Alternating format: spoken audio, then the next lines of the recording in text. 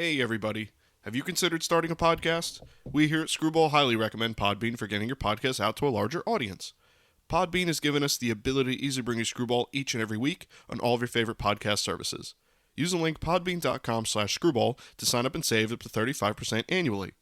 You can also use the link podbean.com/pro/screwball to sign up for a business subscription. Happy podcasting. Hey everybody, welcome back to Screwball, a baseball podcast, your home for everything baseball. I'm your host, Mike Lepre, here with my co-host, Frank White. Hey, how's it going? This is episode 94 of Screwball.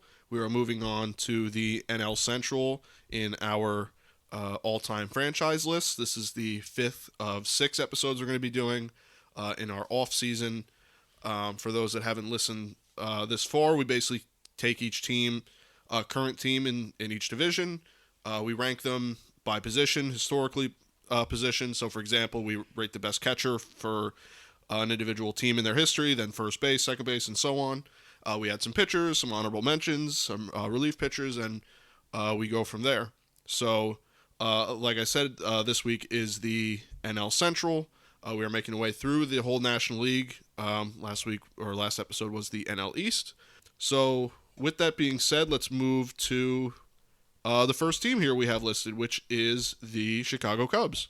An obviously long-standing franchise. Had obviously the famous length of time without a World Series, but a lot of history in that franchise regardless. So a lot of old names here, some more recent names. So starting with kind of around the horn, as we have been doing the last few episodes, we started the catching position for the Cubs. So the all-time greatest catcher that I have for the Cubs is Gabby Hartnett. First base, I have Cap Anson. Second base, Ryan Sandberg. Third base, Ron Santo. Shortstop, Ernie Banks. Outfield, Sammy Sosa, Billy Williams, and Hack Wilson. Outfield in kind of no particular fielding, like no right, left, and center fielder, just 3 outfielders. And then as a DH, I have Anthony Rizzo. And then for a pitching staff, I have Fergie Jenkins, Mordecai Brown, Charlie Root, Rick Ruskell, if that's how you say his name, and Bill Hutchison. Then as the 2 relievers, I have Bruce Sutter and Lee Smith. Then just some honorable mentions, I have Carlos Zambrano, Pedro Strop, Frank Chance, Chris Bryant, Mark Grace, Joe Tinker, and Alfonso Soriano. So obviously, like I said, just a historic franchise, and a lot of guys that date back quite a while, guys like Cap Anson and Hack Wilson. Hack Wilson still does own that famous RBI record, so it's definitely some history there. And more recent guys like an Anthony Rizzo or a Ryan Sandberg, a little more recent in people's brains. So that's how my franchise Cubs team is kind of shaken out. I don't know what if you have much difference here, or if you kind of got what kind of same idea. Yeah, for the most part, my team is very similar to yours. Most of the same names. The pitching's a little different, but catcher Gabby Hartnett. First base I got Rizzo. Second Sandberg. Third I got Ron Santo. Shortstop Ernie Banks. Outfield Sammy Sosa, Billy Williams, Hack Wilson. DH Mark Grace. Some starting pitchers I got Three Finger Brown, Fergie Jenkins, Pete Alexander, Hippo Vaughn, and Rick Ruskell. Relief pitchers Bruce Sutter, and Lee Smith. And then honorable mention / bench guys, whatever you kind of want to consider them. I got Frank Chance, Andre Dawson, Stan Hack, Rick Monday. I know Rick Monday might be a little bit of a surprise, but he did have a really good career. Also, the big moment, saving the American flag, is a huge moment, so I just put him in there for that. Greg Maddux and Carlos Marmol. Yeah, some good players there, even on the bench. You have guys like Greg Maddux that came across into the Cubs and pitched good there too. A lot of people forget about that. Yeah, Andre Dawson won an MVP there, right? Yeah, I believe so. Team, yeah, last place team. Mm-hmm. Yeah, he was a guy I struggled to. I was like, do I want to put him on here? I mean, he definitely fits. But yeah, I think that there's a lot of names to run around on with the Cubs. A little bit lackluster pitching staff that I kind of thought was going to be a little bit better. But after I thought about it, I was like, yeah, they never really had like too many of the guys, So a lot of older guys are definitely on there. They obviously had a pretty good pitching staff when they just recently won the World Series, but not a lot of guys to really write home about, especially, Jake Arrieta was good for a time, but, you're not going to rank him among the greats, unfortunately. So, yeah, pretty good Cubs team overall for a franchise, and definitely some guys like Ernie Banks, some legends of the game. So, with that, I say we move on to the next team in the division, which is the Cincinnati Reds, a team that you're going to find a lot of familiar names, specifically maybe from that Big Red Machine era. So, to start off the list, which obviously makes sense, like I said, the Big Red Machine, catching position, Johnny Bench. At first base, I have Joey Votto. Second base, Joe Morgan. Third base, Tony Perez. Shortstop, Barry Larkin. At the three outfield positions, Pete Rose, George Foster, and Eric Davis. Then at DH, I have Frank Robinson. And then as for the pitching staff, I have Eppa Rixey, Bucky Walters, Paul Derringer, Pete Donahue, and Johnny Cueto. For the two relievers, pretty good relief corps here, Aroldis Chapman and Rob Dibble. And then for the bench / honorable mentions, I have Noodles Hahn, Danny Graves, Ken Griffey Sr., Adam Dunn, Brandon Phillips, and Dave Concepcion. So even the bench pretty stacked with guys. So, I mean, this team I thought was one of the better teams you're going to see, especially offensively. They're pretty stacked. Yeah, for sure. Again, a lot of these guys are very similar. The Reds obviously had some essentially dynasties there for 2-3 periods throughout their franchise history. A catcher, Johnny Bench, of course. First base, Joey Votto. Second base, Joe Morgan. Third base, I had Pete Rose. Shortstop, Barry Larkin. Outfield, Frank Robinson. George Foster, Ken Griffey Jr. DH, Tony Perez. There you go. Offensively, some of the better names you're going to see.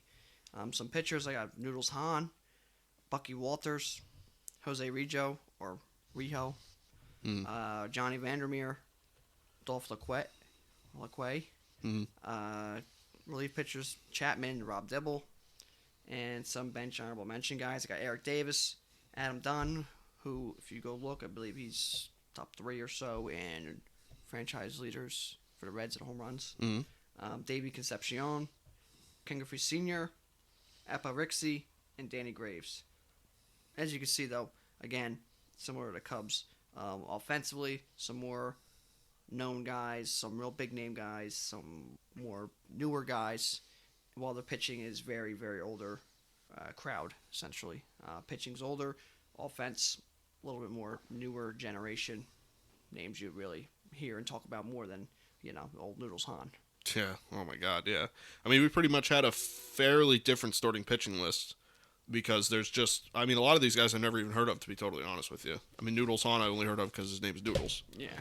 Come on now. Vandermeer, yeah. He was the back-to-back. Mm-hmm. So that's his big, yeah. fame. But obviously he was good for a couple years there, so I was more than that. But when you throw back-to-back no-hitters, you deserve to be on a list somewhere. Sure. Yeah, that definitely gets you put in the history books.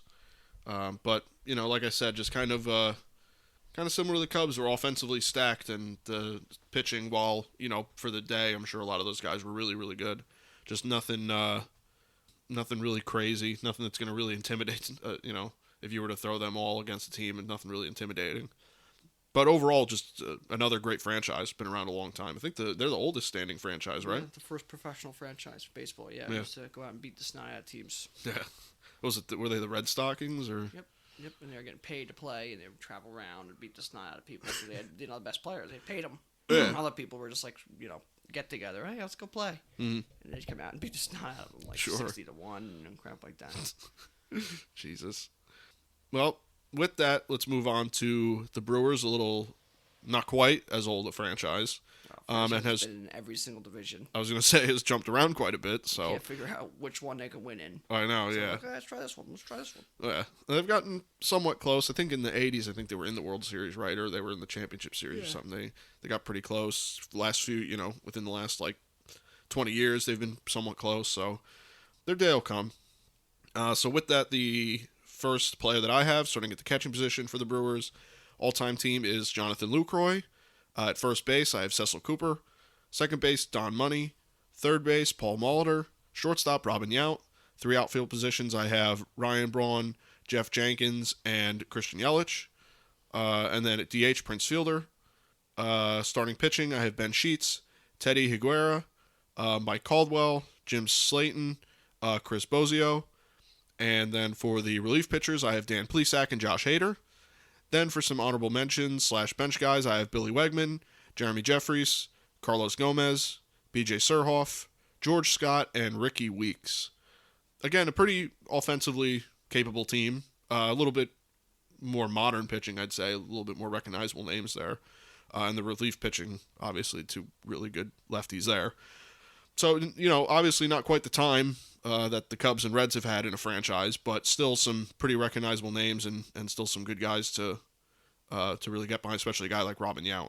Is really like an all-time player, So overall, I thought that they were pretty good. I don't know what your list is kind of looking like here. Yeah, I mean, again, they're pretty similar overall. Some differences. At catcher got Jonathan Lucroy, first base Cecil Cooper, second base Don Money, third base Paul Molitor, shortstop Robin Yount, one of the all-time greats, and probably Mr. Brewer. In the outfield, Ryan Braun, Ben Oglivie, Gorman Thomas, DH Prince Fielder, starting pitchers Ben Sheets, Teddy Aguirre, Giovanni Gallardo, Chris Bozio, and Mike Caldwell. Relief pitchers Dan Plesac and Josh Hader. And then bench honorable mentions Greg Vaughn, Jeff Jenkins, Ricky Weeks, Jim Ganter, Jim Slayton, and Ken Sanders. So overall, again, mix some older guys, but for the most part, newer generation guys. And, in all honesty, the team that doesn't really stand up to the other four in this division when you have some all-time greats. Obviously Robin Yount and Malter and Braun, Fielder even, guys like that, yeah, they're good. But then you compare them to guys we already talked about with the Cubs, Ernie Banks, the Big Red Machine. Those guys don't hold up to them. And then obviously the next two teams with the Pirates and Cardinals, they got obviously the rest of this division probably has 20 of the top 100 guys in baseball. Yeah. Hard to compete. Yeah, they might have 20, 25 of the top 100, and you might get one of them out of the Brewers with Robin Yount. Right. Yeah. That's just how it is with a newer franchise and a franchise that's bounced around and hasn't really won much. Then you got some of the older franchises in all sports. Mm-hmm. Yeah, agreed. It's tough. Sometimes newer franchises like we did the Rays and the Marlins and stuff like that. You see some more recent names, some names that really don't even make any sense. The Brewers obviously have been around a little bit longer than some other expansion teams. But, like I said, their time will come, and they've put on some competitive teams in the field.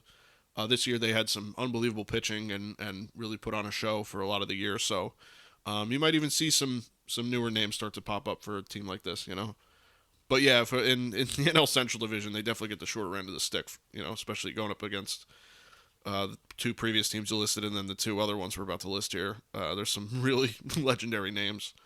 So let's move on to the fourth of the five teams here, the Pittsburgh Pirates.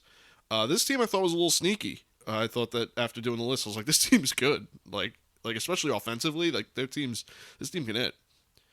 So the first player I have at the catcher position, the best catcher in Pirates franchise history I have is Jason Kendall. At first base, I have Willie Stargell. Second base, Bill Mazeroski. Third base, Archie Vaughan. Shortstop, Honus Wagner. Three outfield positions, I have Roberto Clemente, Ralph Kiner, and Andrew McCutchen. And then in the DH position, I have Dave Parker. As far as starting pitching, I have Babe Adams, Wilbur Cooper, Bob Friend, Sam Lever, and Deacon Felipe. As far as the two relievers, I have Kent Tekulve and Roy Face. Then some honorable mentions / bench guys. I have Mark Melancon, Fred Clark, Max Carey, Al Oliver, Gene Alley, and Tommy Leach. So, like I said, the hitting's just off the charts there, I think. They're one of the better hitting teams you'll find. But, pitching-wise, a lot of older guys, some lesser-known guys. Pitching's kind of where they would take a hit. But I think the Pirates, they've been around a long time, too. So I don't know if, I don't know what your list is looking like with the Pirates, but I thought offensively they were, really stacked. Yeah, very similar again, especially offensively, which is, pretty much their dominance of their franchise here. Catcher Jason Kendall, first base Willie Stargell, second base Bill Mazeroski, third base Archie Vaughan, shortstop Honus Wagner, of course. In the outfield, you got Roberto Clemente, Andrew McCutchen, and Barry Bonds. It's a mix of a little bit of everything out there. DH Dave Parker, just a ginormous human being.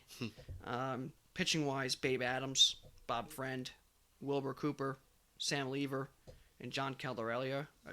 Mm. Kent DeCouve, a relief pitcher, and Mark Melanson, the other relief pitcher. Some honorable mention bench guys: Paul Wainer, Fred Clark, Pie Trainer, Ralph Kiner, Bob Veal, Roy Face, and then that's it at the bench. But at that point, look at their offense: Jason Kendall and Stargell. Obviously, Kendall doesn't quite hold up with some of them guys, but at a catching position, speed and he's a leadoff hitter and stuff like that, it's pretty good. Sure. And then you got Willie Stargell and Barry Bonds in the middle of the order. Clemente batting second, whatever you want to do. Dave Parker down there. I mean, that's offensively very, very stacked. Pitching wise, again, older. Not really much of the newer guys. Very old in the pitching staff, which isn't bad. But offensively, there's some big, historic names there. Even Archie Vaughn was a great hitter. Just kind of gets lost in the shuffle there, where guys like Honus Wagner and Stargell, McCutcheon, Bonds, Clemente. I mean, those guys just get lost in the shuffle. Guys like Honus Wagner. Yeah, pretty good player there, Honus Wagner. Your infield, I feel like your infield is pretty, other than the catching position, is fairly old with Bill Mazeroski, Archie Vaughn, and Honus Wagner. It's a pretty, older, but then again, hard to kind of beat.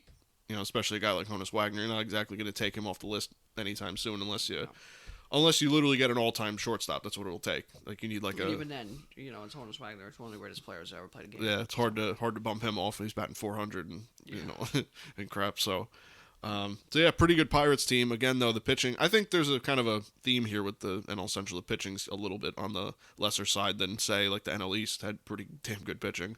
Well, I think the next team we talk about is pitching going to turn that around. The whole team is, you probably pound for pound might be the best team, or at least close. Oh, yeah, this is comparable to your Yankees and your Red Sox and your A's, teams like that who are just historically unbelievable in depth. The Cardinals, they're just as stacked as anybody. I'll take this team about over anybody. Yeah, I hear you. I mean, second most in World Series with I believe 11, so pretty good franchise, I'd say. Good throughout the years. Yeah. Oh, yeah. They're always competitive. A stretch of 10 in a row or something crazy. They were just always good. So you see them now. They always change their face of their franchise and their identity, and they're still really good. Pujols leaving and McGuire leaving, and then Pujols leaving, and guys like that, and they're just consistently good. Right. They keep changing their face. They're just really, really good. Yeah. And you'll see here, as I'm about to list this. These players here, they're just ridiculous at almost each position. So with that, starting with the catcher position, the all-time Cardinals I have is at catching Yadier Molina, first base Albert Pujols, second base Rogers Hornsby, third base Ken Boyer, shortstop Ozzie Smith, three outfield positions Lou Brock, Stan Musial, and Enos Slaughter, and at DH Mark McGwire. And then as far as your starters, you have Bob Gibson, Adam Wainwright, Dizzy Dean, Harry Brechin, I think that's how you say it, and Chris Carpenter. Then for your two relievers, I have Jason Isringhausen and Todd Worrell. Then some honorable mentions, in case that wasn't enough: Jim Edmonds, Scott Rowland, Lee Smith, Kurt Flood, Johnny Mize, and Ted Simmons. So up and down, left and right, pitching, hitting, relief pitchers, and your bench guys are just all off the charts. I mean, right off the bat, you have one of, if not the best first baseman of all time, best defensive player of all time, almost in Ozzie Smith, one of the best base stealers in all time, in Lou Brock. I mean, it's just like the team is like absolutely insane. And I'm sure you have pretty much, I'd say, a similar list here because the Cardinals have just some all-time greats. Yeah. So I don't know. Yeah, you can go ahead. I don't know what your list is looking like. Yeah, my team's very similar. You got a mix of a little bit of everything: defense, contacts, power, speed, pitching. In all eras. I mean, starting with catcher Yadier Molina, arguably one of the, let's be right honest, arguably one of the greatest catchers of all time. We did the all-time positions. I think I had Yadi at like 2 or 3, greatest catcher of all time. I mean, how can you say he's not? Is the thing. Defensively, he's the greatest catcher of all time.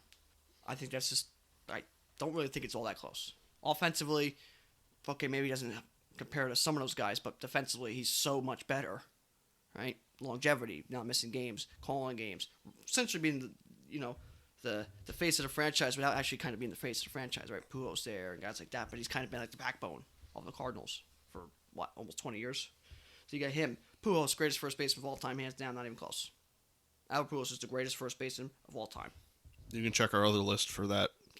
I had him right there at number one. I don't see a guy, his first 10 years, no one compares. I mean, he was batting 330 average 10 years. I mean, that's unbelievable. So second base Roger Hornsby, that guy's not bad. The worst guy maybe on this for the Cardinals is Ken Boyer. That's impressive. Mm-hmm.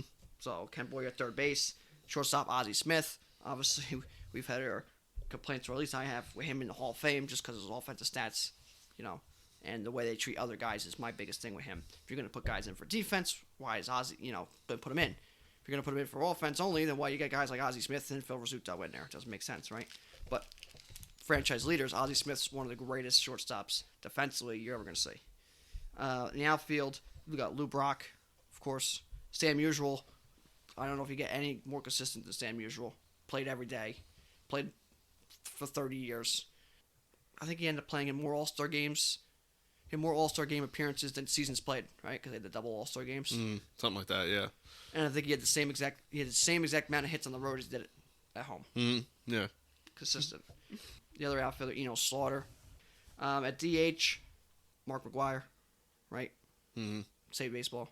Babe Ruth saved baseball. The Black Sox, Mark McGwire saved baseball with his heroics, him and Sammy Sosa. His contribution to baseball is, I think it's second behind Babe Ruth.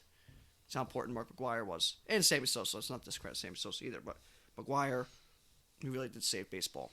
And he should have a statue outside the Hall of Fame. He should be in the Hall of Fame, but he should have a statue outside of it for sure. He saved baseball. Some pitchers, Bob Gibson, unbelievable, right? One of the tough, mean guys you're ever going to see on the mound. Obviously passed away recently, but Bob Gibson, unbelievable competitor. And the stories that just go on and on about Bob Gibson, right? I don't remember the exact name, but the guy had a home run in his last game off him with a grand slam. And years and years later, he faced him in an old timers day. And, they were still pitching, he pegged him. Bob Gibson hit him first pitch. And hit him. He threw the ball, 70 miles per hour, whatever he was throwing, still whipping it in there at that time, and beamed him. Yeah, of course. That's just what he did. That's Bob Gibson. He didn't like you. I don't like you. Let's move on with our lives. Second, Dizzy Dean. Third, Adam Wainwright. Next one's Harry Brechin. And Mort Cooper. Relief pitchers Todd Worrell and Jason Isringhausen. So overall, offensively, great. Defensively, great. Pitching-wise, great. And coming out of the bullpen, pretty good. Yeah, that's probably their weakness, right? Maybe they're relief pitchers. Right. And then on your bench here, or honorable mentions, I have an extra one here, just because you had to, because that's how good they are. But I got Jim Edmonds, Kurt Flood, Keith Hernandez, Scott Rowland, Willie McGee, Chris Carpenter, and Al Hrabosky, or the Mad Hungarian, as most people know him as. Even their bench, you see some speed, some defense, some contact, a little bit of power, longevity as a starter pitcher, and then just nuts in the bullpen. This team's just built. You could literally build your team. Like, it's not like, there's a really offensively, they're all power guys. Maybe some of the guys like the Yankees, you're looking, you're like, Babe Ruth and Lou Gehrig, there's just a lot of power, right? Right. This team's built like how you want to build a real team. It's got defense. It's got contact. It's got speed. It's got power. It's got pitching. It's got depth. It's just exactly how you want to build a team. That's their all-time great franchise. It's unbelievable. I'm telling you, he's got some of the best guys you're ever going to see. Yeah, agreed. And the franchises follow suit. They're one of the greatest franchises in all sports. Iconic. The logo and the Cardinal red. I know people just say it's red. It's just something different about the Cardinal red. It's just an unbelievable Cardinal red. And people say Dodger blue. It's different blue, sure. I don't think anything looks better than the Cardinal red. There's just something about that Cardinal red. Stands out. The city, the fans, the fan base. It's great. But Cardinals one of the greatest franchises. Possibly the best in baseball. Really. If you take out really the stretch of just the World Series with the Yankees and the Cardinals and a couple other teams, what really holds them back if you take out the World Series? Because the organization ran to a T. Oh, yeah. The Yankees had their issues with Steinbrenner, especially, going nuts.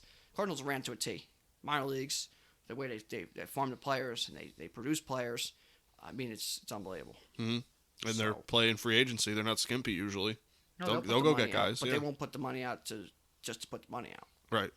They know what they're doing, and they're willing to take a hit to make the team good. In that case was Pujols. Was the longevity of Pujols the greatest thing for the team? Well, for a couple more years, possibly, but longevity, it was to move on. Mm-hmm. And that was to take a hit at first, but it was a smart move, a lot Right. of people would say. So they're not stupid. That's for sure. For years, that's the thing. It's just a longevity, the Cardinal way, right? We see that with, football-wise, the Patriots way, right? The Cardinals have the Cardinal way, and the way they just do things, it's remarkable. Agreed. Yeah, they're a pretty damn good franchise, up and down, left and right, since inception, really. They've had it down. Are they ever not good? Our lifetime, they've never not been good. No, I always remember them being good. Maybe a year, they've been, not great. They missed the playoffs, but even the years they missed the playoffs, they're still floating 500. But there's maybe like a year, maybe 1 or 2 years, maybe 3 years at most they missed the playoffs in the 25 years we've been around. True. Yeah. It's remarkable what this franchise has done. And these players, look at them. So, some of the best pitchers, some of the best hitters. Again, there's maybe 8 guys in this list right here for the Cardinals that are on top 100. If you're doing it right. Yeah, I agree. Yeah, they probably stand. I would say they probably stand at the top of the division with the best franchise team. I'd say your closest teams are probably Reds, Pirates. Or offensively could probably keep up with them. Offensively, for sure, could keep up with them. But pitching-wise, they get outpitched. That's where the problem. And I think even depth, maybe, for some of those teams. Probably, Cardinals' depth are really good. Maybe the Reds' depth definitely can keep up with them. But the Pirates' depth, I think, fades a little. But the Cardinals' pitching definitely, that's the leader in the division. Right. Yeah, like you said, the only what you would maybe call a weakness is their bullpen. And even that has, Jason Isringhausen, who has one of the more recent success stories for relief 7 or 8 pitchers. So years for them, really good. Mm-hmm. So Matt Hungarian just nuts for a couple of years out there. So he was nuts. And Todd Worrell, he was just consistent with them. Yeah, you like to. It would be nice to have these teams kind of face off like a simulation or something like that to see what they would really do. But I think the Cardinals is probably your best franchise team in the division. Look again. They got second most World Series with 11. So that doesn't just happen because they just stumbled upon a few World Series. Oh, and like I said, they're built like exactly how you want. You got a couple leadoff guys, a couple contact, a couple power guys, defensive guys, some pitching, some newer pitchers, some older pitchers, some depth. You just have a little bit of everything. What you kind of expect, right, out of a franchise team. But some of the teams, it's just a little more power, or a couple positions are weaker, so you kind of just find a guy who wasn't bad for the franchise, but overall not, maybe not a real, top player, right? Like I said, Ken Boyer might be their worst guy out of their starting guys, and he, is a really, really good player. Agreed. And, would have probably been, the third base representative for most of the franchise we talked about already. For sure. Yeah. So, and here he is being called maybe the worst position player for maybe the franchise. Yeah. Oh, all right, yeah. Yeah, sure. That's fine. Yeah, so Take that. yeah, that's an exciting division to talk about just because of the depth of legends in the division. Yeah, we don't even go into the managers here, but Oh my God. some of the managers for these teams too. Yeah. La Russa and Pinella and guys like that who just have unbelievable Yeah, Sparky Anderson. success too. So the story of baseball, a lot of it comes right here from these at least 4 of these 5 divisions, and that's nothing against the Brewers, it's just how it goes, right? They're being newer. But 4 of these 5 teams out of this division, you pretty much could tell a story of baseball. Oh yeah. And it's kind of how the AL East is with with the Yankees and the Red Sox. You could tell a story with them. Right. But this division is definitely the deepest in history. The Yankees and Red Sox. Okay, that's 2 out of the 5. In the AL Central, you got White Sox, Indians. and even them, Detroit. But even them, they're not as winning and the real greats, extended greats. You have a couple, sure. In the West, you got the A's. Otherwise, there's not much there. No. Right. And the East, the Mets, sure, but they're newer. The Braves, sure, but more a couple periods at a time. Phillies obviously had long stretches of not being good. And then you get to this NL Central, it's like, okay, this is just the longevity and the greatness here is unbelievable. Yeah, it's definitely one of the more historic divisions with the franchises, and even the next division has two of some of the older franchises too, with the Giants and Dodgers. But even then, have like two. Right. This has four. Mm-hmm. So this whole division is legendary. Yeah. So it's like it's the Brewers are your worst, in quotations, regarding legendary, and they're not bad. No, it's still they're still better than the Rays and Colorado at this point, and probably San Diego for the most part, and probably Arizona. And Arizona for the most part, and probably even Kansas City, right? Yeah. There's a lot of Baltimore. I mean, there's a lot to like. They're comparable with those franchises, and they're the worst one in quotations here in this division because you can't compete with. Yeah, I was gonna say it just says more about the other teams than it does about the Brewers. It just says how good the other four are. The race is always good in NL Central. I don't care what they say. Oh yeah. Every year it's always a good race. Yeah, the teams are always very competitive. They all kind of stay near each other. There's never really the seller team, and then there's the running away team. Yeah. The team that has 105 really wins. Stand out in this division. Oh yeah, there's some of these teams hate each other. Yeah, some there's always rivalries in every division, in every sport. No, these are some real bad blood rivalries, and you see that with the Cardinals, Cubs, Cardinals, Reds. Mm-hmm. Those are some just bad news teams right there. And in the newer Pittsburgh, the Pirates and the Reds, it's more of a newer rivalry. Yeah. Brewers and Cardinals, they've had their matchups. It just seems like every corner you turn here, Cubs, Reds. I mean, it's just. I mean, these are some really, really, really good rivalries. Yeah, and for sure. To this day, even the Yankees-Boston one, it almost seems like it's kind of fluttered out. Yeah, that's true. Not these ones. No. Some of these ones are really stuck. Cardinals, Reds. I mean, I watched them fight. The whole team was fighting on the net. Riotti and Brandon Phillips, right? Mm-hmm. Yep. Pirates, Reds was nuts a couple years ago. Amir Garrett was, in the dugout punching people. I mean, this is. Yeah, they don't like each other. A lot of them. Cubs, Reds too, right? When Puig was with the Reds, they got brawling. Yeah, I think so. He's one that would definitely start a fight. You know, you had him and Amir Garrett on the same team, so get anybody fighting with him, right? So, I mean, these are just again, this is most of the story of baseball sitting in this division. Yeah, a lot to like, and a lot of great players, great managers, like you said, and just a lot of, like you said, a lot of stories to tell in how in how long baseball's been going here. There's a lot there. So, and obviously the next division will have some of that too, but it's like you said, it's just not quite the 4 or 5 that you get with this. So, yeah, so that's kind of our NL Central list. There's the 5 teams there, or at least 5 current teams, because the Astros were in there for a little bit, and some teams have floated around, but so that's what we're kind of looking at with them. We have 1 episode left before we start our prediction series, and that's going to be the NL West. Obviously, is the one. There's only 1 left, and then we're going to wrap those up, and then starts what you would call our regular season. We start back at the weekly lineup. We're going to start our prediction series as we've done the last 2. This is going to be our 3rd time doing it, where we do division by division, kind of similar to what we're doing here. We go in the same order, AL and NL.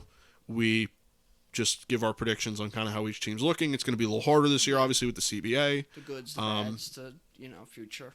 Yeah. Some stuff like that.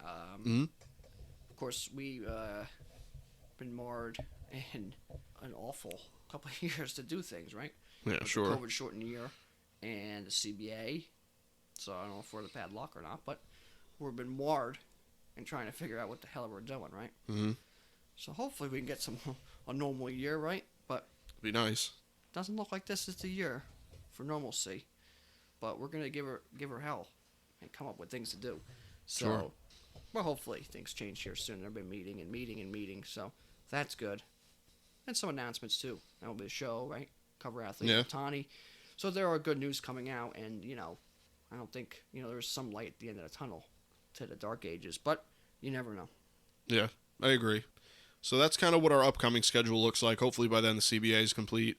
And hopefully by the time we're doing predictions, some free agents get signed, because that's kind of causing a little bit of a prediction problem, is that some free agents, there's going to be some movers and shakers with teams. That's going to be almost the action when CBA actually does get signed is almost going to be like that July 30th, 31st deadline where it's just there's 7, 8, 10 moves at once and you don't even know. You're like, this is a big piece and I didn't even know.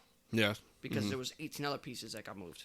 So it's gonna be exciting, especially you never know what the new rules and DH and the money and how things can go flying around. Trades, it's gonna be crazy, and then try managing getting your guys back for spring training. Guys like, oh, I gotta head to, Fort Lauderdale for spring training. It's like, nope, you're gonna head west to go to that spring training in Scottsdale because we just traded you. And then he might get traded again 3 seconds later. I mean, it's gonna get that crazy. Yeah, it's going to be quite the event once the CBA does eventually get signed. Hopefully, not too much time gets eaten up. Spring training gets eaten up. Hopefully, no games. So it's going a little longer than everyone would like for sure. Everyone, players and owners alike. So they'll come to something. They are talking quite a bit. So there's going to be something happening. But just for our sake, for our podcast, we're going to keep our predictions.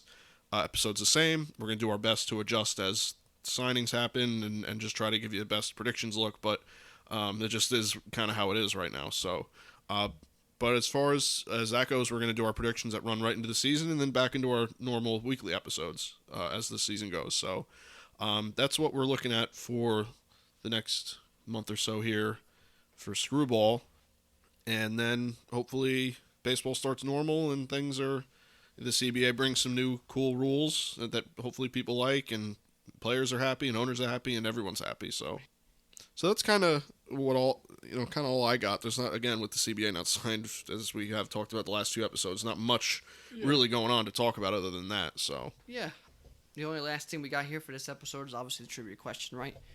And this episode's trivia question is: what player challenges a reserve clause and declined a trade to the Philadelphia Phillies on October 7th, 1969, and this eventually paved the way for free agency? So what player was that? And the player was Curt Flood, who we mentioned earlier, played in the NL Central for the Cardinals.